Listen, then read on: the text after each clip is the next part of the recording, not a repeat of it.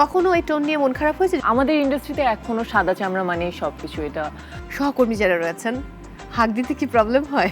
ওদেরকে হাক করতে গেলে ওরা সবাই আমার বুকে এসে পড়ে, তো ভালো লাগাটা অন্য রকমের থাকে যে তারা আমার বুকে এসে পড়ছে।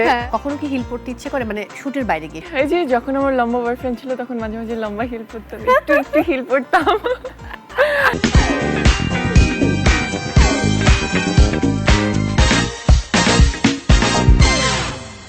ঈদ মোবারক। দর্শক সবাইকে ওয়েলকাম করছি Emami 7 oil in one non sticky hair oil presence তারকা আড্ডায়।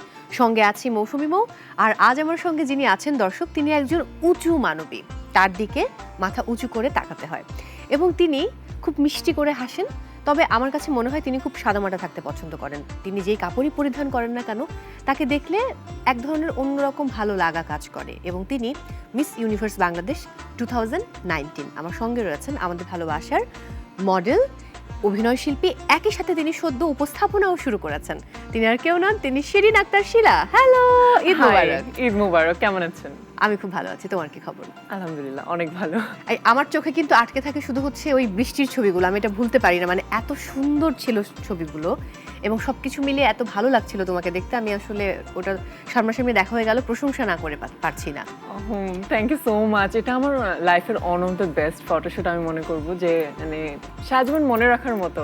আমি তো মডেল, আমার তো নর্মালি অনেক ছবি তোলা হয়, কিন্তু প্রফেশনাল কাজের বাইরে যে ছবিগুলো আমি আপলোড করি ওগুলাই আমার সবথেকে পছন্দের হয়। এবং ওটা পছন্দ হওয়ার মতো ছবি, এবং ওটা থেকে কিন্তু অনেকে কপি করেছে হ্যাঁ, সিমিলার টাইপ ফটোশুট করার। বাট স্বাভাবিক, এক একজনের টাইপ তো এক এক রকম হবে। বাই দ্য ওয়ে, ঈদ কেমন কাটলো? আলহামদুলিল্লাহ, অনেক ভালো। মানে ঈদের সময়টা সবসময় আমার খুবই এক্সাইটিং লাগে। মানে অনেকে বলতে শুনি যে ছোটবেলার মতো ঈদটা নেই, বাট আমার কাছে এখনকার ঈদও অনেক স্পেশাল। মানে ঈদের দিন সব ফ্রেন্ডদের সাথে দেখা হবে, ফ্যামিলির সাথে টাইম কাটানো হবে। ঈদের দিন আমি রান্না করি, আব্বু। তুমি রান্না করো? হ্যাঁ, রান্না। আচ্ছা, আমি একটু রান্নার গল্প শুনতে চাই, কারণ অনেক নায়িকারাই বলে বসেন যে তারা রান্না করতে জানেন না। এবং আমি তোমাকে পেয়ে খুব হ্যাপি যে তুমি এটা বললে তুমি রান্না করো। বাট তোমার হাতে কোন রেসিপি আব্বু আম্মু খুব পছন্দ করে? সব থেকে বেসিক যেটা, বাসার ঈদের সময় ফুচকা রান্না করা বা চটপটি রান্না করা, নুডলস রান্না করা, এগুলো সব আমার দায়িত্বে থাকে। যত সব এক্সট্রা ডেজার্ট টাইপের জিনিসগুলো, ওগুলো আমার দায়িত্বে থাকে। আর আম্মু সব থেকে বেসিক রান্না করে, পোলাও, মুরগি, বিরিয়ানি যাই হোক, ওগুলো সব আম্মু করে। সো আমি জাস্ট ডেজার্ট পারসন। ওকে, এটা সব থেকে স্পেশাল জিনিস, এটা আমার হাতে তুমি খাবা।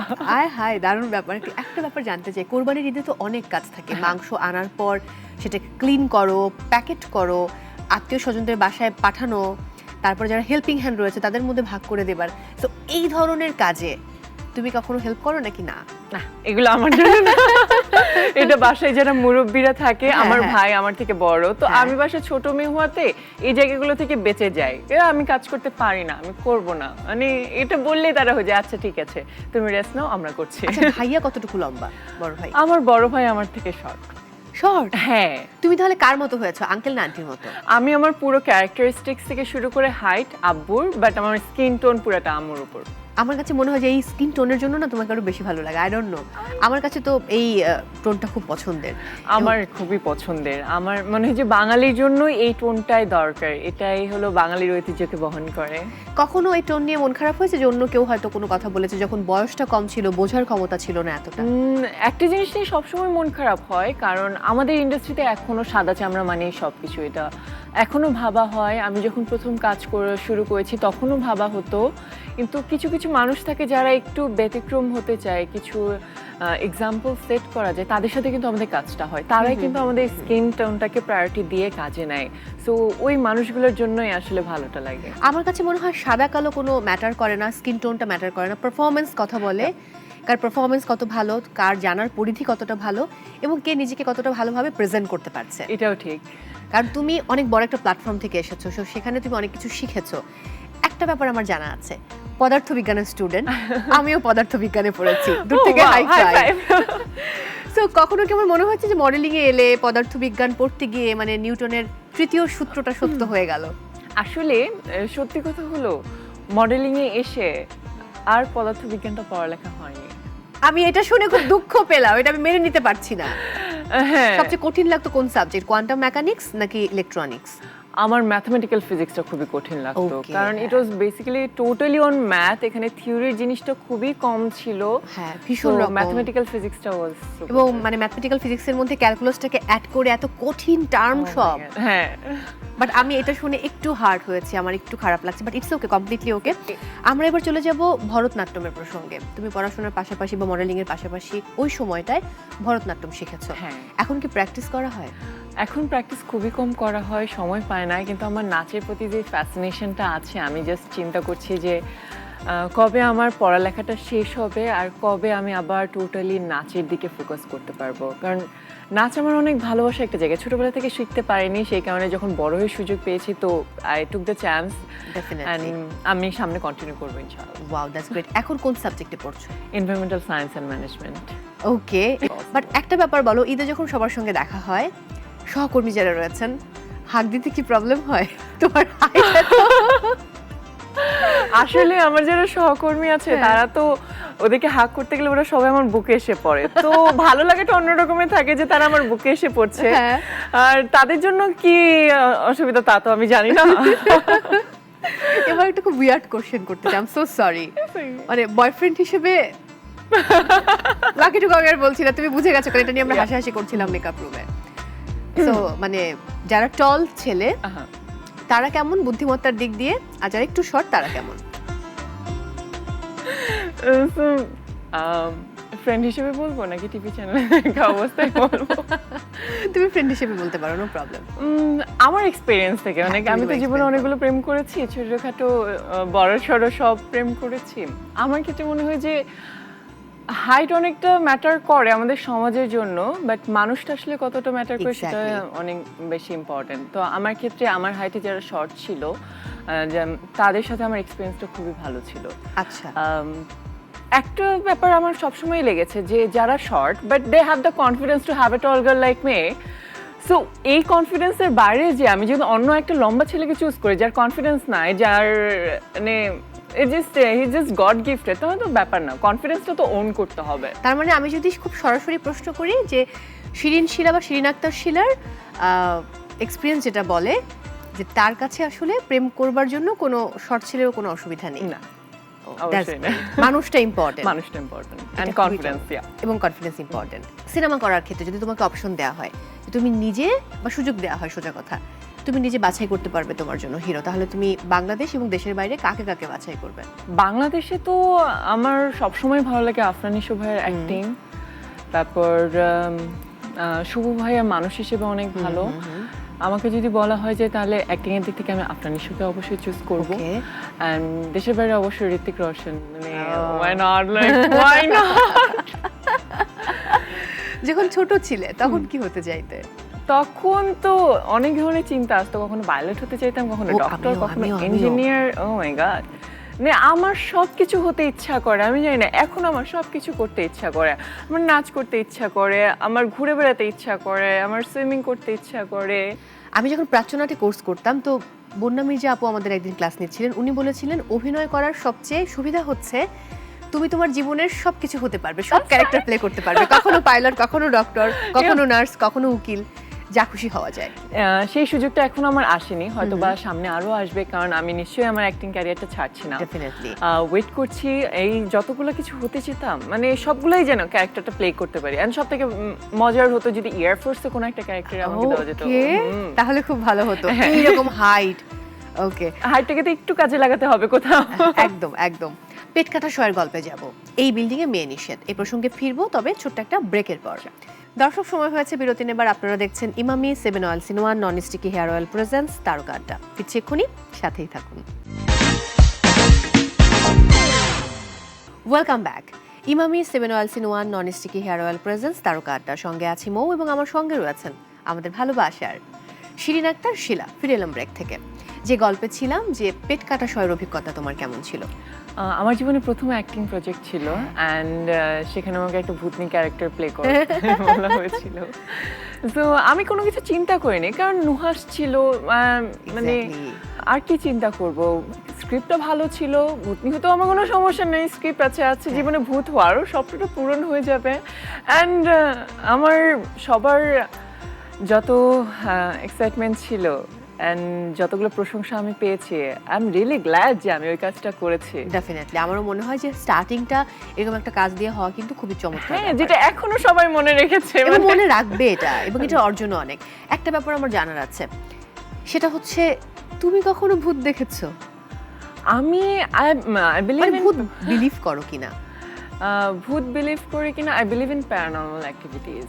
I also believe. দেখেছি বলতে ওটা বুঝতে পারবো না, বাট ওই যে ফিল করা যায় না একটা হ্যাঁ, হ্যাঁ, জিনিস হ্যাঁ। যে সামথিং ইজ দেয়ার বাট আমি দেখতে পাচ্ছি না। আই ফেল্ট ইট। ভয় পেয়েছো কখনো? আগে অনেক ভয় লাগতো আচ্ছা। ছোটবেলায়, তারপর বড় হওয়ার সাথে সাথে না কিভাবে করে যেন ভয়টা কাটিয়ে উঠলাম যে এটা সবকিছুই মনের ভিতরে, তুমি তোমার মতো করে থাকো, একদম। ওরা ওর মতো করে থাকো। তো হ্যাঁ। যখন নিজের মতো করে থাকা শুরু করেছি তখন থেকে আর এটা ভয় লাগে না। একা থাকতে প্রবলেম হয়? মানে একা থাকতে পারো বাসাতে? হ্যাঁ, পারি। ও, এই অভ্যাস আমারও আছে। মাঝে আমার কিছুদিন প্রবলেম হতো, বাট তারপর আবার কমপ্লিটলি ওকে। হঠাৎ করে একটা দিন প্রবলেম হয়, তারপরে যে নিজে মাইন্ডটাকে একটু ডাইভার্ট করে ফেলে, তারপর হয়ে যায়। আর এখন তো বাবা মা থাকে, তো ওই টেনশনটা আর নেই যে হ্যাঁ। না কি হচ্ছে না হচ্ছে, কোনো প্রবলেম নেই। অন্য প্রসঙ্গে যাব, যদি একটু ইউনিভার্সিটির প্রসঙ্গে যাই, যে ইউনিভার্সিটিতে যখন তুমি পড়ছো এবং তখনও হয়তো বিভিন্ন বিউটি পেজেন্টে নাম লেখাওনি বা যাওনি, তখনকার জীবন কেমন ছিল? অনেক সাধাসিধে, মানে সকালবেলা উঠতাম, কোনো মতে একটু খাওয়া দাওয়া করে ইউনিভার্সিটিতে যে ক্লাস করতাম, আর সব থেকে মজা লাগতো হলো ফ্রেন্ডদের সাথে আড্ডা দেওয়া। আচ্ছা। টিএসসিতে বসে চা খাওয়া ক্লাসের ফাঁকে, তারপর গ্রুপ স্টাডির নাম করে মানে সবাই কি কি করে বেড়াতাম সেটা জানি না। মানে লাইফটাই তো ছিল ঢাকা ইউনিভার্সিটির ওই প্রাঙ্গণটা, তো ওই সময়টাকে খুবই মিস করা হয়। খুব স্বাভাবিক। আমি যতটুকু শুনেছি তুমি বন্ধুদের সাথে ঘুরতে খুব পছন্দ করো, এবং মানে বন্ধু আড্ডা ঘোরাঘুরি এগুলো তোমার, মানে এগুলো ছাড়া তুমি একদম অসম্পূর্ণ। হ্যাঁ, So, আমি একটু বন্ধুদের গল্প শুনতে চাই। তোমার ইন্ডাস্ট্রিতে বেস্ট ফ্রেন্ড কারা, বা ইন্ডাস্ট্রির বাইরে কোন ফ্রেন্ড রয়েছে? ইন্ডাস্ট্রিতে আমার অনেক কলিগস আছে। বেস্ট ফ্রেন্ড বলতে ক্যামেরার পেছনে যারা কাজ হ্যাঁ, করে হ্যাঁ। তারাই আমার বেস্ট ফ্রেন্ড, মানে সব থেকে ভালো বন্ধু যদি বলতে পারি।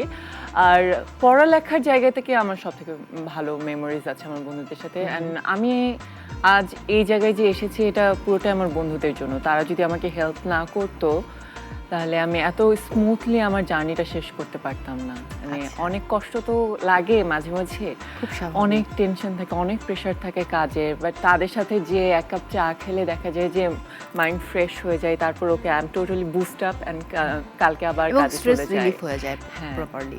অ্যান্ড বন্ধু হিসেবে ওদের আমার যতগুলো সাহায্য দরকার ছিল তাদের কাছ থেকে তারা অলওয়েজ সেখানে ছিল। Wow, you are so lucky. Yes, কারণ I know. গুড ফ্রেন্ডস পাওয়াটা কিন্তু খুবই ডিফিকাল্ট, এটা সবার জীবনে থাকে না। আচ্ছা, ঈদের সালামির প্রসঙ্গে আসি। আমি আসলে বিভিন্ন ব্যাপার নিয়ে কথা বলছি, বিভিন্ন বিষয় নিয়ে। কোরবানির ঈদে খুব একটা সালামি পাওয়া হয় না, বাট রোজার ঈদে হয়, যেহেতু পরিবারের ছোট। সো তুমি কেমন সালামি পাও? আমি সবসময় সব থেকে বেশি সালামি পাই। দাও কি? হ্যাঁ, আমার এখন কতগুলো পিচ্চি পিচ্চি আছে আমার বাসায় থাকে, ওদেরকে এখন সালামি দেওয়া হয়, বাট ওদেরকে সালামি দেওয়ার পরিমাণটা খুবই কম। দেখা যায় যে বাইরে যখন ঘুরতে যাই তখন যতগুলো ডলার বাকি থাকে ওগুলো সবগুলো রেখে দেয় তাদের জন্য, $1 $1 বা $5 করে তাদের জন্য দিয়ে দেয়, আর বাকি ঈদের সালামি পুরোটা আমার কাছে থাকে। ও, দ্যাটস গ্রেট। সেই সালামি দিয়ে কি করা হয়? ঘুরে বেড়াই। আগে কি করা হতো যখন ছোট ছিলে? আগে ওগুলো টাকাগুলো জমায় রাখতাম, তার কারণ হলো আগে তো আব্বু আম্মু টাকা দিত না। যখন স্কুলে যেতাম ক্ষুধাতো লাগতো, সবাই আশেপাশে দেখা যায় যে আইসক্রিম খাচ্ছে, চকলেট খাচ্ছে, আমাকে তো টাকা দিত না। এখন ওগুলো জমা করে রেখে ভেলপুরি খেতাম, একটু পানিপুরি খেতাম। ওকে, আমি একটা জিনিস রিলেট করলাম। তুমি বলছিলে তুমি ঈদের সময় ফুচকা বানাও, হ্যাঁ, চটপটি বানাও, আবার এখন ভেলপুরি, পানিপুরি। তো তোমার এই খাবারগুলো কি খুব প্রিয়? আমার খুবই প্রিয়। I love street food. মানে ওকে। টক জাতীয় কিছু, টক আর ঝাল, এই দুইটার কম্বিনেশন যদি থাকে, anyone can win my heart. Just মায়ের হাতের কোন খাবার সবচেয়ে প্রিয়? মুরগির মাংস আর আব্বুর হাতের ভর্তা। আরে বাহ। মানে আমি যখন দেশের বাইরে থাকি তখন ঢাকায় ব্যাক করার সময়, ল্যান্ড করার আগে আব্বুকে ফোন দিয়ে বলি যে আব্বু আমি আসতেছি, এতক্ষণ পর ল্যান্ড করব। সো আব্বু তখনই বুঝে নেয় যে আগে প্রথমে একবার বলতে হয়েছিল, তারপর আব্বু বুঝে নেয় যে এতদিন আমার মেয়ে বাইরে ছিল, হ্যাঁ, হ্যাঁ। এখন আমার হাতে ভর্তা খাবে। সো আব্বু আমার জন্য এতগুলো ভর্তা রেডি করে রাখে, আর আমার জন্য আম্মু মুরগির মাংস রান্না করে। আহা, সো সুইট। আমরা এবার স্ক্রিনে চোখ রাখবো। তোমার জন্য একটা ছোট্ট গেম রয়েছে, Okay. দেখি কি আছে। Let's have a look. বলো। আমি তো প্রশ্ন ফাঁস করে দিয়েছিলাম মনে হচ্ছে। বলো এবার। Yes, that's cupcake. Yeah, right, absolutely. পরেরটা দেখে নিব। একটু চেঞ্জ আছে, বলো। গোল্ডফিশ। এক্স্যাক্টলি, ও তো সঠিক হয়েছে। পরের ছবিটা দেখে নেব। হুম, বলতে হবে এটা কি? ম্যাঙ্গো। Mango, exactly. আচ্ছা, পরেরটা দেখে নেব। সানফ্লাওয়ার। Sunflower, right.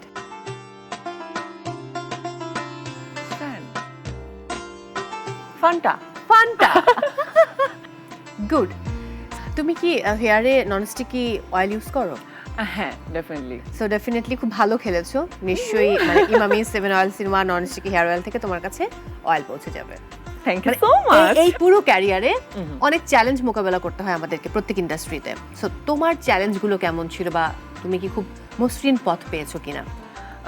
মসৃণ পথ পেয়েছি বলতে, আমার লাইফে মিস ইউনিভার্স বাংলাদেশ হওয়াটা, আমি কাজ শুরু করার সাথে সাথে আমার লাইফের একটা বড় অ্যাচিভমেন্ট আমার এসেছে, যেটাতে মানুষ অনেক বেশি আমাকে সাপোর্ট করেছে। দ্যাট ওয়াজ দ্য মসৃণ পথ যদি আমি বলতে পারি। বাট তারপরে লম্বা হওয়ার আরেকটা নেগেটিভ সাইড কি, আমার সাথে কো আর্টিস্ট পাওয়াটা খুবই কঠিন।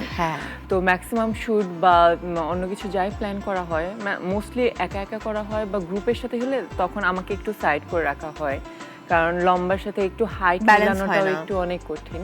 তো ওই জায়গায় প্রবলেমটা এখনো ফেস করছি, কারণ বেশি লম্বা হয়ে যাওয়ার এটাও নেগেটিভ দিক হতে পারে যতটা পজিটিভ দিক ছিল। একদম। এই যে তুমি আজকেও স্লিপার পরে এসেছো, সো কখনো কি হিল পরতে ইচ্ছে করে? মানে শুটের বাইরে গিয়ে, শুটে তো ডেফিনেটলি র্যাম্পে হিল পরতে হয়, শুটে পরতে হয়, বাট অন্য সময়ে? অন্য সময়ে এই যে যখন আমার লম্বা বয়ফ্রেন্ড ছিল তখন মাঝে মাঝে লম্বা হিল পরতাম, একটু একটু হিল পরতাম। আর দেশের বাইরে গেলে অবশ্যই হিলটা পরা হয়, কারণ ভালো লাগে। হিল আরেক ধরনের কনফিডেন্স দেয় আমাকে। এটা ট্রু। এবং তখন না পুরো মানে বডি স্ট্রাকচারটা একটু ডিফারেন্ট হয়ে যায়। একটু মন ভাঙার গল্প শুনতে চাই। মানে মন ভাঙলে শিলা আসলে কতটুকু ভেঙে যায়? অনেক বেশি ডেভাস্টেটেড হয়ে যায়। আমার মনে আছে আমার ডিপ্রেশন বলতে যে জিনিসটা আমি কখনো ফিল করিনি, সেটা রিসেন্টলি আমি ফিল করছি, যে এটাও জীবনের একটা অংশ। তো মন তো আগেও ভেঙেছে, বাট এবারে নতুন কি হলো তা জানি না। খারাপ লাগে, মনে হচ্ছে জীবনটা চলছে, শুধু চলার গতিতেই চলছে, এখানে কোনো মশলা নাই, কোনো মিষ্টি নাই, কিছু নাই। বাট মন ভাঙলে আরো অনেক ভালো জিনিস হয়, তখন নিজের দিকে আরো ফোকাস করতে পারি। যেখানে আগে ডাইভার্সন থাকতো, যে হয় এদিকে ফোকাস করতে হবে, এদিকে ফোকাস করতে হবে, এদিকে, এখন পুরোপুরি নিজের দিকে ফোকাস চলে যায়। তো এই সময়টাতে আমার গ্রোথটাও অনেক ভালো হয়। এটা হচ্ছে পজিটিভ সাইড। অন্যদিকে খুব কমন যে মন খারাপ থাকলে বা মানসিক এই যন্ত্রণাটা নেওয়া একটু টাফ, কাজে একটা প্রভাব পড়েই যায় কোনো না কোনো ভাবে। আর সব থেকে বেশি প্রভাব পড়ে বডির উপর। আমি তখন আরো স্লিম হয়ে যায়, আরো হাই ফাইভ। ডার্ক সার্কেল, যদিও আমার স্লিম বডি ভালো লাগে, বাট ডার্ক সার্কেল চলে আসে, স্কিনের গ্লোটা চলে যায়। সো এটা অনেক খারাপ লাগে। আমি মানে এই মুহূর্তে বলতে চাই যে আই লাভ ইউ, কারণ তুমি এত চমৎকার করে ব্যাপারগুলো বললে, এবং এটা কিন্তু ট্রু। এই বিষয়গুলো কেউ বলতে চায় না, এটা আমাদের জীবনের একটা প্রক্রিয়া। মন ভাঙবে, মন আমরা আবার গড়বো, আবার কারোর সঙ্গে হয়তো নতুন করে কিছু ভাববো, আবার মন আবার ভাঙবে, এই প্রক্রিয়ায় চলতে থাকে, বাট কিছু করার নেই। এবার একটু উপস্থাপনার গল্প শুনতে চাই। উপস্থাপনা করতে কেমন লাগছে? এখন অনেক ভালো লাগছে, কারণ আমার ছোটবেলা থেকে একটা দুর্বলতার জায়গা ছিল, সেটা হলো কথা বলা। সেটা যখন আমি প্রথম মিস ইউনিভার্স বাংলাদেশ হই, তখন অনেক ক্রিটিসিজম পেয়েছি যে আমার ভয়েস ভালো না, আমি ঠিকভাবে কথা বলতে পারি না। এটাও আমার নিজেকে বলার একটা ছিল, যে ছোটবেলা থেকে তো কেউ আমাকে বলেনি কিভাবে করে কথা বলতে হবে। আমাদের এডুকেশন ব্যবস্থাটাও তো এতটা ভালো ছিল না যে আমাদেরকে কথা বলা শিখাবে, পাবলিক স্পিকিং, স্টেজে দাঁড়িয়ে ভয় না পেয়ে কিভাবে করে কথা বলতে হয়, সেটা আমার বাবা মাও আমাকে বলেনি কখনো, আমার টিচারও কখনো বলে নাই। তো আমি শিখবো কিভাবে? ওই মঞ্চে এসেই কিন্তু আমি শিখেছি। ওই মঞ্চের আগে যে গ্রুমিংটা আমাকে করেছিল, সেটা হেল্প করেছে ওই মঞ্চে আমার কথা বলার জন্য। তারপরে যে আমি সেলফ গ্রুমিংটা নিজেকে করছি, এখনো করছি, ডে বাই ডে ইমপ্রুভ হচ্ছে। হ্যাঁ, তো এই কথাটাকে আর একটু সুন্দরভাবে নিয়ে যাওয়ার জন্য আমি উপস্থাপনাটা শুরু করেছি, যে আরো যেন কনফিডেন্সটা গেইন করতে পারি। তুমি এত পজিটিভ ওয়েতে এটাকে মানে ব্যাখ্যা করলে আমার খুব ভালো লাগলো অ্যাজ এ উপস্থাপক। আমি একটা ছোট্ট ব্রেকে যাবো, আবারও ফিরে এসে বাকি আড্ডা হচ্ছে। দর্শক, সময় হয়েছে বিরতি নেবার। আপনারা দেখছেন Emami 7 oils in 1 non sticky hair oil presence তারকা আড্ডা। ফিরছি এক্ষুনি, সাথেই থাকুন। Welcome back. Emami 7 oils in 1 non sticky hair oil presence তারকা আড্ডা। সঙ্গে আছি মৌ, আমার সঙ্গে রয়েছেন আমাদের ভালোবাসার শিরিন আক্তার শিলা। অনেকে তো নাম শর্ট ফর্ম করে ফেলে মিডিয়াতে আসার পর, তুমি পুরো নামটাই কেন রেখে দিলে? ও আমিও শর্ট ফর্ম করতে চেয়েছিলাম, মানে আমিও কিন্তু এটার ব্যতিক্রম নই। Okay. আমি প্রথমে শিরিন শিলা দিয়ে শুরু করেছি, তারপর মানে যখন মিস ইউনিভার্স বাংলাদেশ হয়ে গেলাম তখন অনেক ধরনের প্রবলেম ফেস করছিলাম, বিকজ আরেকজন নায়িকা আরেকজন নায়িকা আছেন এই নামে, যার নাম হলো exactly. শিরিন শিলা। তো আমাকে যোগাযোগ করতে গিয়ে তার কাছে চলে যায়, তার সাথে যোগাযোগ করতে গিয়ে আমার কাছে চলে আসে। সো এই প্রবলেমের কারণে তারপর এখন আমি ঠিক আছে আমার যেটা পুরোটা নাম সেটাই আমি ব্যবহার করি, শিরিন আক্তার শিলা। এদিকে তুমি লাকি যে পুরো নাম ব্যবহার করতে পারছো। বাই দ্য ওয়ে আমাদের এই প্রোগ্রামেও কিন্তু সেম প্রবলেম আমরা ফেস করেছি এই মানে শিরিন আক্তার শিলা খুঁজতে গিয়ে। ও মাই গড, এখনো এই প্রবলেমটা আছে। হ্যাঁ, সো আমি প্রেফার করি সবাই যেন এখন আমার পুরো নামটা ব্যবহার করে। বাই দ্য ওয়ে অন্য প্রসঙ্গে যাব, যদি কখনো জীবন বদলানোর সুযোগ পাও তাহলে কোন সঙ্গীকে সঙ্গে নিয়ে জীবন বদলাতে চাও? কে হতে পারে সে? তুমি কোনো নায়ককে বাছাই করতে পারো দেশের বাইরের, তাহলে সহজ হয়, আমি একটু ক্লু দিয়ে দিলাম, বা অন্য যে কারো কথা বলতে পারো।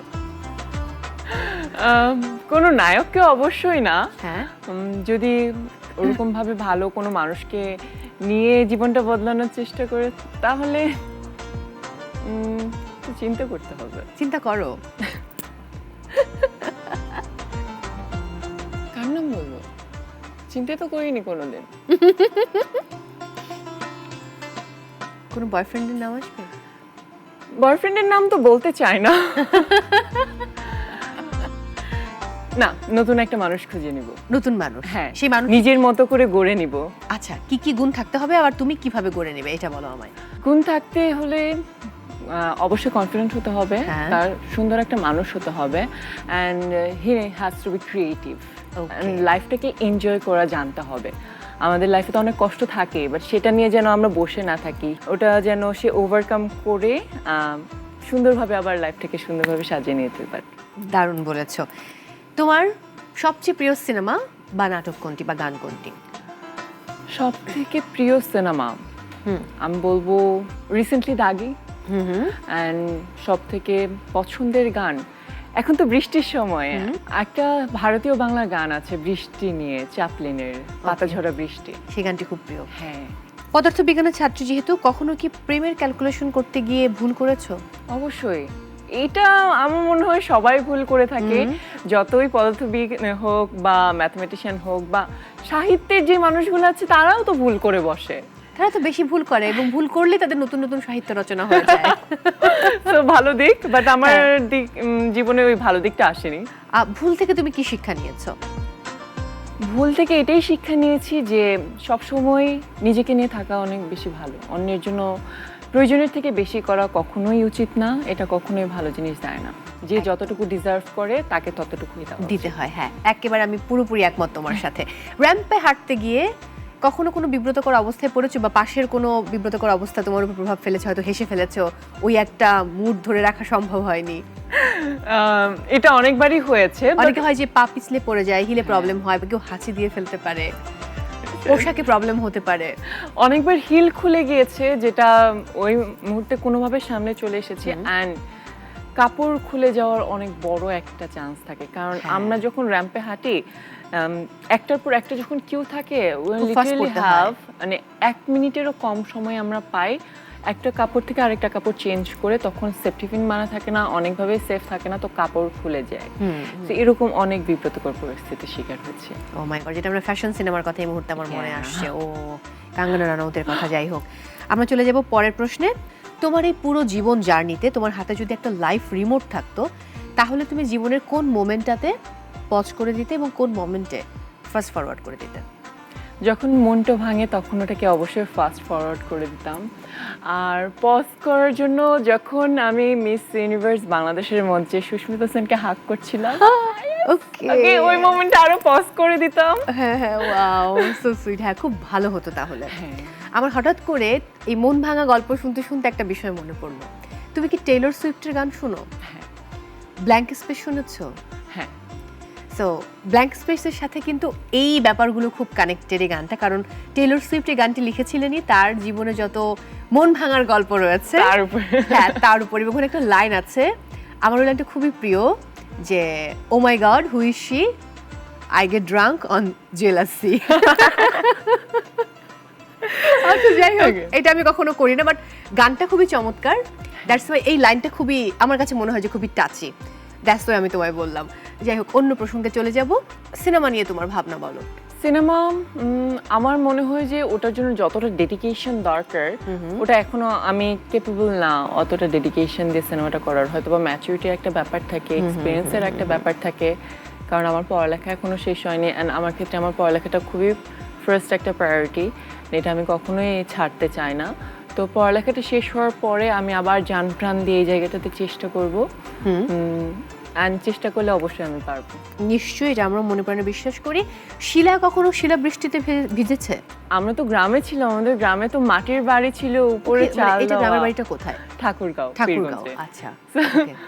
আমার ছোটবেলায় অনেক স্মৃতি আছে, তখন তো ওদিকে শিলাবৃষ্টি প্রচুর পরিমাণে পড়তো অ্যান্ড বাসায় ঢুকে যেত শিলাবৃষ্টি। আমাদের অনেক বড় উঠান ছিল, ধান বিছানো ছিল, ধানের সময় হঠাৎ করে বৃষ্টি পড়তেছে, আমি ধান গোছাতে যেয়ে কান্না করে দিছি, তারপর আমাকে বলে তুমি কেন গোছাতে যাচ্ছ, ধানগুলো ভিজে যাচ্ছে। তার মানে শিলাবৃষ্টি দেখেছো। এ তো গেল শিলাবৃষ্টির গল্প, কিন্তু যদি এমন হয় বাংলাদেশের একটি বিশেষ দিনকে শিলা দিবস ঘোষণা করা হয়, তাহলে তুমি সেই দিনে সবাইকে কি করতে বলবে? যেমন প্রপোজ ডে থাকে, চকলেট ডে থাকে, ভ্যালেন্টাইন্স ডে রয়েছে।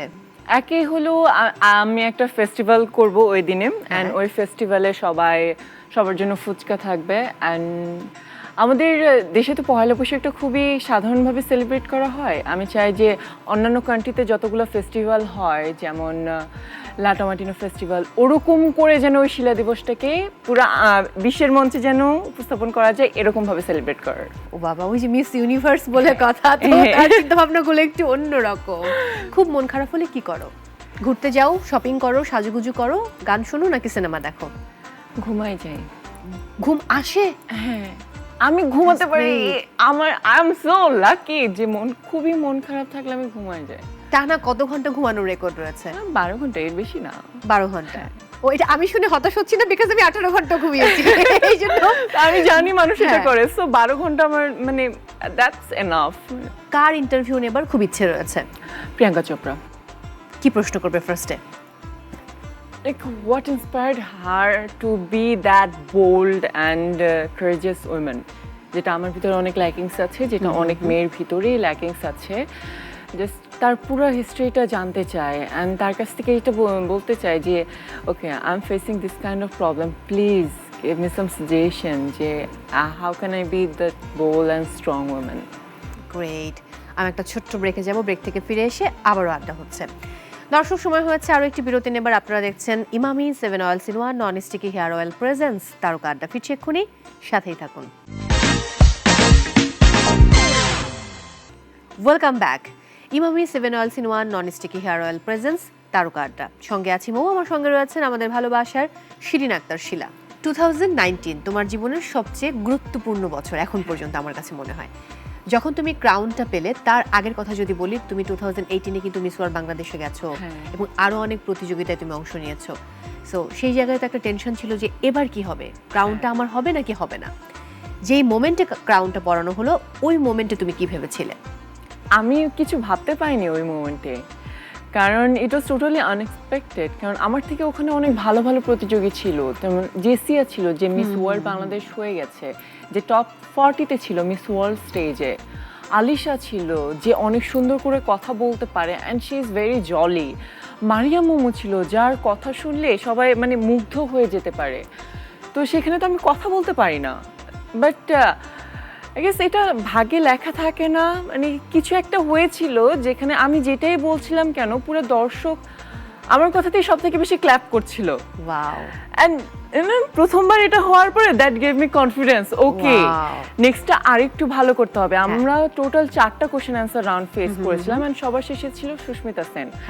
তো সবাই যখন ক্ল্যাপ করতেছে, তারপরে ইনস্ট্যান্ট যে এনার্জি বুস্টটা হলো, কনফিডেন্সটা যে হলো, that get me to win the crown. And তারপরেও মনে হচ্ছিল যে না, যদি না হয় বাট ওকে। তারপরে আমার মাথায় আর কি চিন্তা ছিল আমি জানি না, বাট শুধু দেখলাম যে আমার নামটা উচ্চারণ করা হলো অ্যান্ড সুস্মিতা সেন আমাকে ক্রাউন পরাই দিচ্ছে। ওহো, ওই মোমেন্টটা মানে ওটা অন্যরকম, ভাষায় প্রকাশ করার মতো না। আসলে এটা এখনো তোমার কিন্তু গুজবাম্প হচ্ছে, রাইট?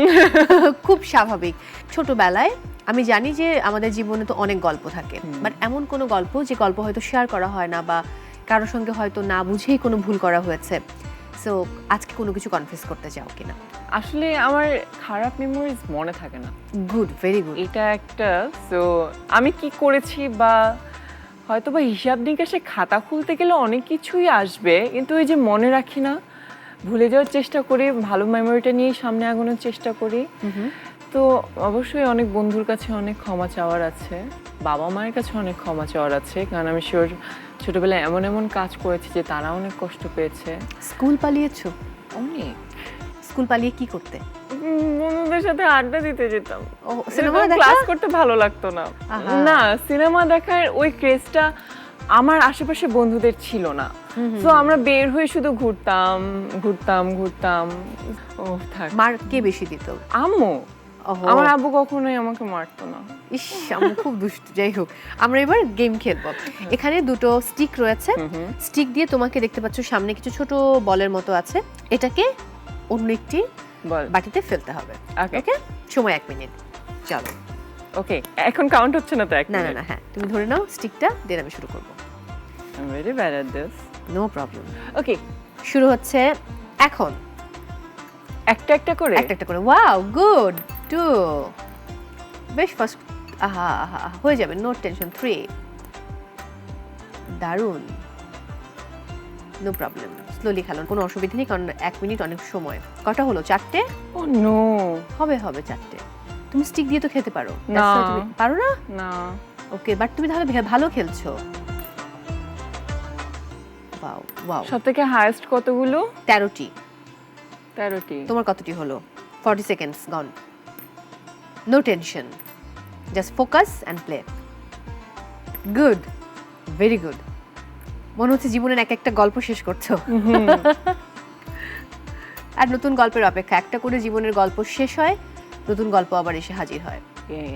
ওহো, হয়ে যাবে, no problem. And time's up. কয়টি হলো? 1 2 3 4 5 6 7 8 9 10 11 12 13 14 15টা। 15টি, congratulation. Thank you so much. Good. এখন খুব ভালো লাগছে না? হ্যাঁ, এখন অনেক ভালো এনার্জি লাগছে। বুস্ট আপ হয়েছে। That's right. আসলে খুব ভালো লাগা কাজ করে কোনো কিছুতে, খুব ছোট বিষয়, বাট উইন হতে সবাই চায়। সবাই চায়। একটা ব্যাপার, তুমি নিশ্চয়ই নিয়মিত ওয়ার্কআউট করো। হ্যাঁ। ওয়ার্কআউটের সময় কতক্ষণ তোমার? 1 ঘন্টা থেকে 1.5 ঘন্টা, মাঝে মাঝে যখন অনেক সময় থাকে তখন 2.5 ঘন্টাও করি। 2.5 ঘন্টা? এমন না যে খুব ওয়ার্কআউট করছি, it's just being on the moment. ওই সবগুলো মানুষের সাথে থেকে না আর একটা ভালো ফিলিং কাজ করে, অ্যান্ড টেনশনটা চলে যায়। যেমন ওয়ার্কআউট করার পরে স্ট্রেচিং করা, যোগা করা, একটু মেডিটেশন করা, যখন সময় পাই তখন এগুলো সব করে ফেলি। যখন তুমি মেন্টালি ব্রোকেন থাকো তখন তোমাকে কতটা হেল্প করে? অনেক, কারণ আমরা যে ডোপামিনটা রিলিজ করি বা অক্সিটোসিন, যে ঘামটা ঝরে, এটা তো জিম করতে তো অনেক কষ্ট হয়। তো ওই কষ্টর মাঝে না ওই যে মন ভাঙার কষ্টটা আর কিছু মনে হয় না। তখন মনে হচ্ছে জাস্ট ফোকাস অন হ্যাঁ। মাইসেলফ, এবং আমি আমার মধ্যেই থাকি। নিজেকে সুন্দর করে প্রেজেন্ট করতে হবে। নিজে ভালো থাকলে দুনিয়াতে সবকিছুই ভালো থাকে আসলে। একেবারেই তাই। আবারও অনেক অনেক ভালোবাসা, অনেক ভালো থাকো, এবং দর্শকদের উদ্দেশ্যে কিছু বলো। ঈদ মুবারক সবাইকে। আশা করি সবাই ঈদ অনেক ভালো কাটছেন। তো দর্শক, আপনাদের উদ্দেশ্যে একটা কথাই বলা, সুন্দর মন অ্যান্ড সুন্দর শরীর, সুন্দর স্বাস্থ্য, এই সব কিছু আমাদেরকে হেল্প করবে আমাদের সামনে এগিয়ে যাওয়ার জন্য। অ্যান্ড এই দুনিয়াতে নিজেকে সবার সামনে এগিয়ে নিয়ে যাওয়া, এটাই আমরা সবাই চাই, এটাই সব থেকে বড় চ্যালেঞ্জ। তো সেটার জন্য কঠোর পরিশ্রম করতে হবে, হেরে যাওয়া যাবে না, মৃত্যুর আগ পর্যন্ত পরিশ্রম করতে হবে। আবারও অনেক ভালোবাসা, তুমি অনেক দূর এগিয়ে যাও, সে প্রত্যাশা রইল। ঈদের শুভেচ্ছা আমি শেষ করছি। দর্শক, বিদায় নিচ্ছি আজকের মতো। Emami 7 oil in one non sticky hair oil presence তারকা আড্ডা থেকে। দেখা হচ্ছে আবারও। সবাই অনেক ভালো থাকুন। ঈদ মোবারক। আজ পার্টিতে যাব, তাই চুল ব্লো ড্রাই করাচ্ছি। বারবার চুল ব্লো ড্রাই করার কারণে তোমার চুল ড্যামেজ হয়ে ঝরে পড়ছে। তোমার দরকার Emami 7 oils in 1 non sticky hair oil. এর 7টি তেলের উপাদান চুল ও স্ক্যাল্পের ড্যামেজ সারিয়ে চুলকে করে মজবুত এবং চুল পড়া কমায় লক্ষণীয়ভাবে। এখন স্বাস্থ্যোজ্জ্বল চুলে হাসো প্রাণ খুলে।